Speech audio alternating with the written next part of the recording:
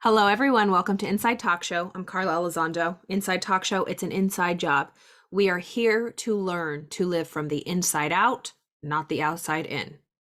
She got her nails cut off. She got a new little gel mani. All right, we're continuing our reading of The Science of Getting Rich by Wallace D. Wattles. We're finishing up chapter 5, titled Increasing Life. We talked a lot yesterday about that poverty mentality, about that lack mentality and competition. Remember, amateurs compete, professionals create and collaborate. We have to get rid of that competitive mindset. Nothing good ever comes from a competitive mindset that will actually last. I'll just finish it with this. We may be rereading a part from yesterday, but it says riches secured on the competitive plane are never satisfactory and permanent. They are yours today and another's tomorrow. Remember, if you are to become rich in a scientific and certain way, you must rise entirely out of competitive thought. You must never think for a moment that the supply is limited. You drop into the competitive mind the moment you begin to think that all the money is being cornered and controlled by bankers and others, that you must exert yourself to get laws passed to stop this process. Your power to cause creation will temporarily disappear, and what is worse, you will probably arrest or stop the creative process, those creative movements you have already instituted. Basically, he's saying the moment you drop into competition, fighting for something, is the moment you lose that creative momentum, that there is no competition on the creative plane, because in the creative plane, it's infinite. Ideas, the creativity is endless. We get ideas all day long. Most of them we don't take action on. Ideas are like slippery fish. They just keep popping up and you got to catch it or it'll slip away. We have to take that action, that inspired action. And I love that quote. I might have mentioned it yesterday. If you have to fight to get it, you'll have to fight to keep it. And it doesn't mean that it won't take work to get something that's good, but it's power versus force. I love that book. I've shared it here before, but I will share it again. It is a dense read, by David R. Hawkins. Power versus force. I'm listening to the audiobook right now. But I actually want to get the hard copy because it has a lot of graphs and charts and stuff in it. But it's dense, but it's so good. Power versus force. When we force things, that's living from the outside in. When we come from our power center, we're living from the inside out. Okay.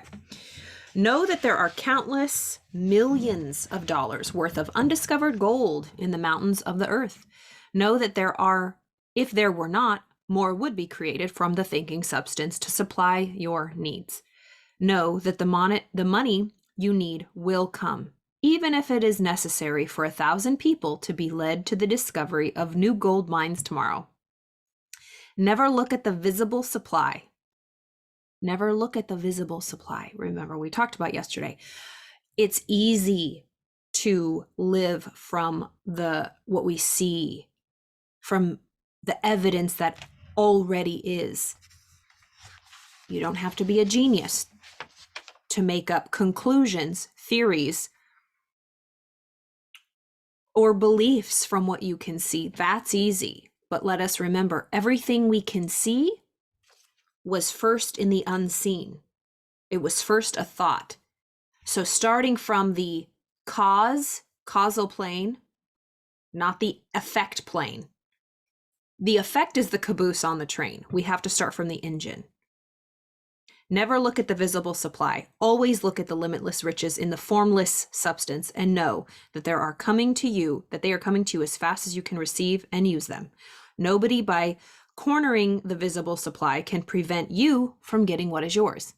So no matter how much somebody has, no matter how much somebody is winning, no matter how much somebody else is succeeding, it does not diminish your level of success in any way.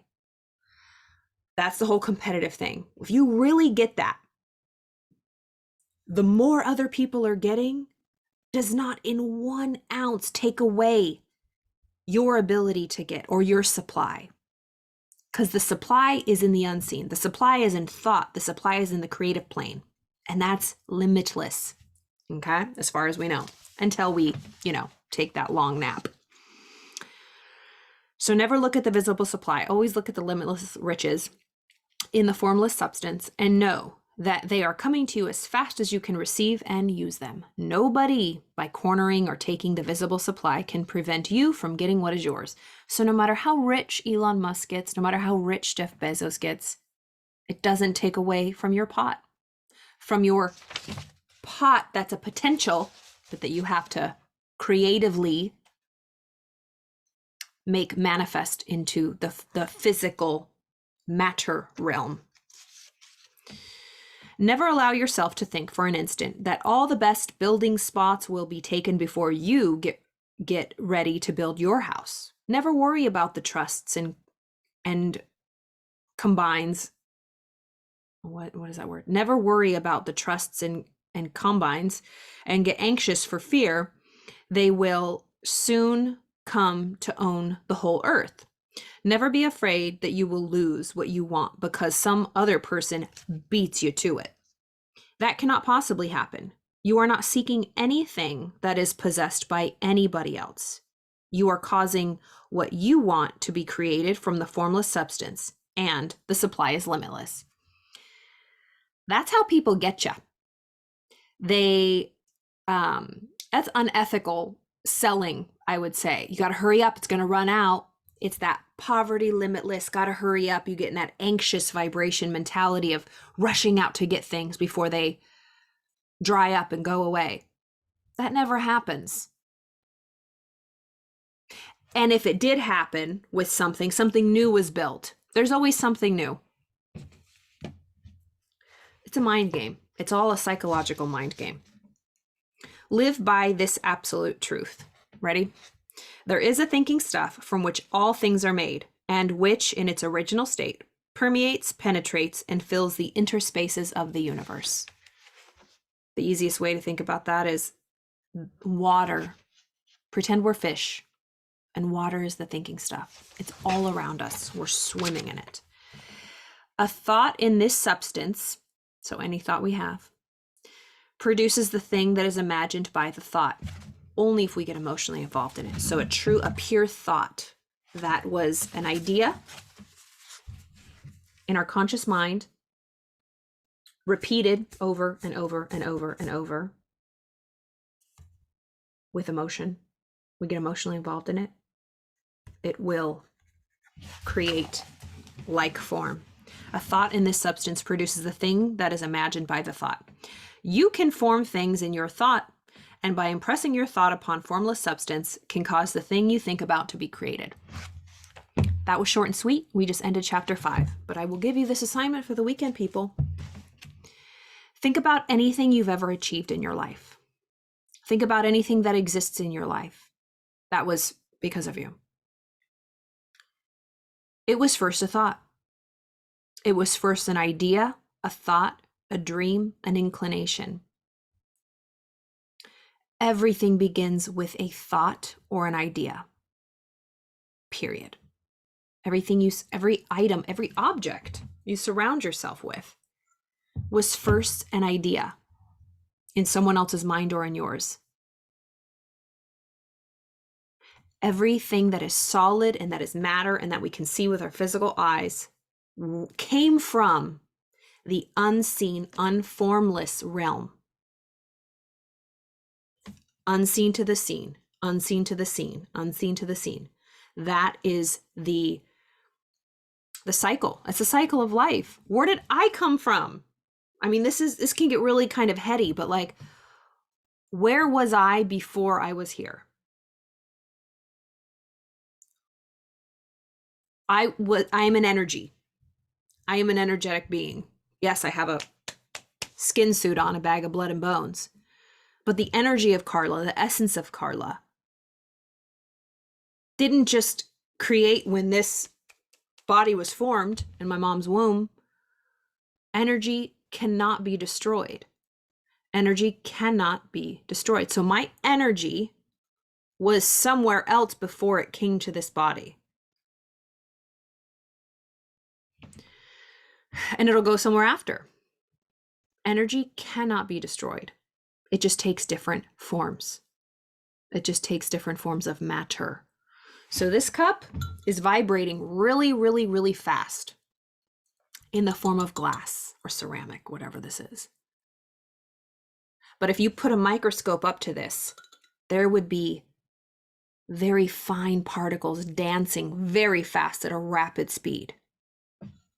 But with my touch, it feels solid. With my eyes, it looks solid. It sounds solid. These are all of our five senses. But if we broke this down to the smallest particle, it's alive and it's moving, vibrating very fast. I don't have my my hourglass here, but oh my God, it's so cool. When you have an hourglass, picture an hourglass. There's the glass and then there's a sand in it, the timer, sand timer. The glass is vibrating at a certain rate and the sand is vibrating. But if you put heat and worked that sand, it would become the glass. So there are two elements that are made out of the same thing, the glass and the sand, but they're just vibrating at a different level. But they're the same substance, right? Everything's energy. Anyways, not to get into that topic, but anyways, I hope you enjoyed that. Have a wonderful weekend. As always, schedule a free call with me. I offer them every week. Answer any questions you have. If you want to hear about the 6-month program I coach, it is life-changing, changed my life, and it can change yours. So if you're ready to really jump and dive into a new program, dedicate 6 months of your life, and remember, 6 months of applied studying can put you 5 to 10 years ahead. So if you feel stuck, if you want to do something new and change it up, book a call with me. The link is in my bio. I would love to hear from you. Have a wonderful weekend, everybody.